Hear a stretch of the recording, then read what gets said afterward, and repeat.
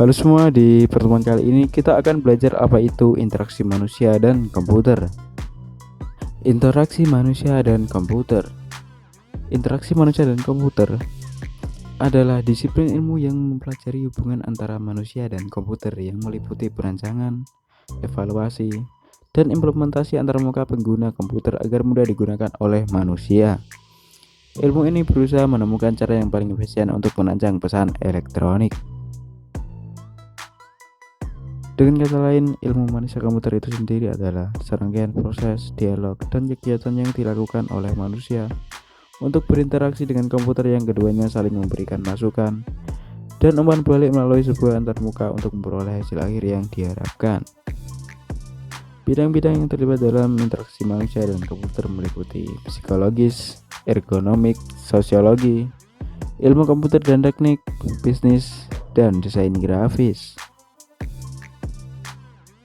Tujuan interaksi manusia dengan komputer adalah untuk mempermudah manusia dalam mengoperasikan komputer dan mendapatkan berbagai manfaat yang ia perlukan selama ia bekerja pada sebuah sistem komputer. Sementara tujuan utama IMK adalah untuk membuat sistem yang lebih berguna, aman, produktif, efektif, efisien, dan fungsional. Media antarmuka manusia dan komputer. Yang pertama, media tekstual adalah bentuk sederhana dialog atau komunikasi antara manusia dan komputer yang hanya berisi teks dan kurang menarik. Yang kedua, media GUI, Graphical User Interface, adalah bentuk dialog atau komunikasi antara manusia dan komputer yang berbentuk grafis dan sangat atraktif. Antarmuka manusia dan komputer. Hal yang harus diperhatikan dalam membuat interface atau antarmuka yaitu user friendly atau ramah dengan pengguna. Ramah dengan pengguna maksudnya interface yang bagus, mudah dioperasikan, mudah dipelajari, dan pengguna merasa nyaman menggunakan interface tersebut. 2. Berkualitas tinggi, yang dikagumi oleh orang-orang, beredar luas, dan sering ditiru.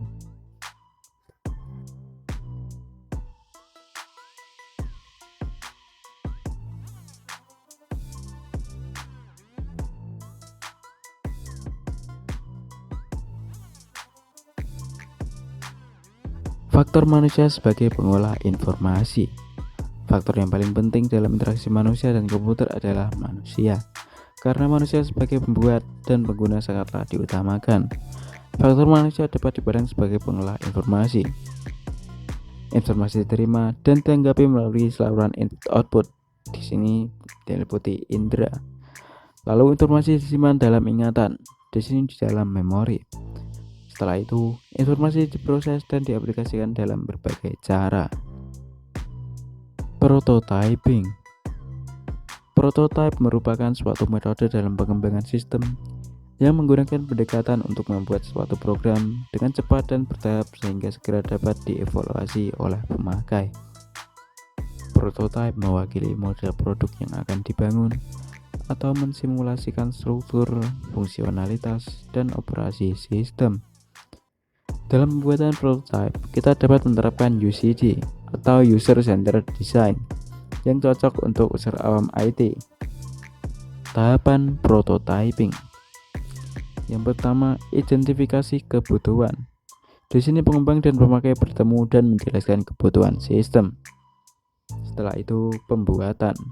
Di sini pengembang mulai membuat prototype. Setelah itu, pengujian. Di sini pemakai menguji prototipe dan memberikan kritik atau saran. Setelah itu, perbaikan. Di sini pengembang melakukan modifikasi sesuai dengan masukan pemakai. Setelah itu, mengembangkan versi produk. Di sini pengembang merampungkan sistem sesuai dengan masukan terakhir dari pemakai. Kerangka kerja dan paradigma interaksi. Definisi kerangka kerja adalah sebuah struktur yang digunakan untuk mengkonseptualisasikan suatu sistem. Kerangka kerja yang dapat digunakan untuk memahami cara manusia berinteraksi dengan komputer, untuk menyusun proses perancangan, untuk mengidentifikasi bagian rancangan yang bermasalah, dapat mengkonseptualisasikan ruang persoalan secara menyeluruh. Siklus tindakan, eksekusi, dan evaluasi.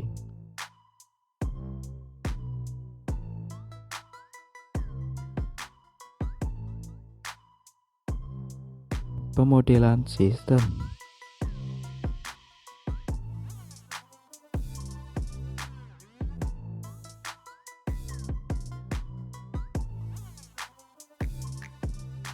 Jarak pemisah eksekusi. Gulf of execution muncul karena adanya jarak atau gulf antara representasi mental yang dimiliki oleh pengguna dengan komponen fisik dan status sistem.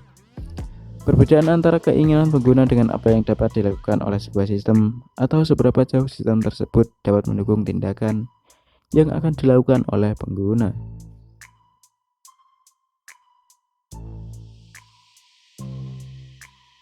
Jarak pemisah evaluasi.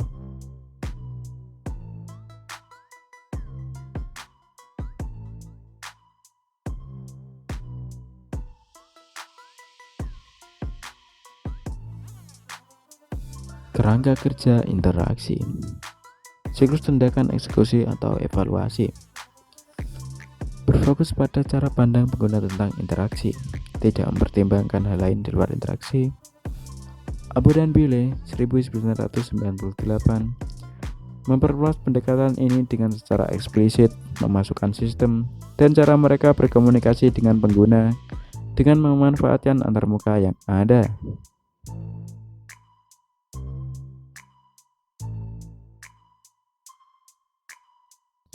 Siklus interaksi. About and Bile 1998 menyebutkan ada dua fase interaksi. Yang pertama, eksekusi. Di sini ada artikulasi. Pengguna memformulasikan sebuah goal yang kemudian dinyatakan dalam bahasa masukan. Lalu pengerjaan. Bahasa masukan diterjemahkan ke dalam bahasa mesin. Di sini dikerjakan oleh sistem. Lalu penyajian. Sistem menyajikan hasil operasi yang menggunakan bahasa mesin, menggunakan bahasa keluaran. Lalu ada evaluasi. Di sini ada observasi. Pengguna mengartikan hasil yang muncul di layar dan mencocokkannya dengan goal semula. Kompleksitas interaksi. Proses perancangan interaksi tidak sederhana. Perancang perlu melihat dunia nyata dari kacamata pengguna. Beberapa cara mengurangi kompleksitas interaksi.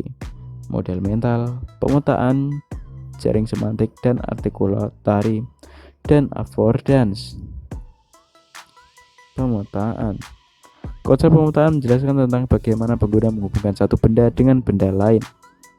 Pemetaan merupakan suatu bagian integral dari cara orang berinteraksi dengan lingkungannya.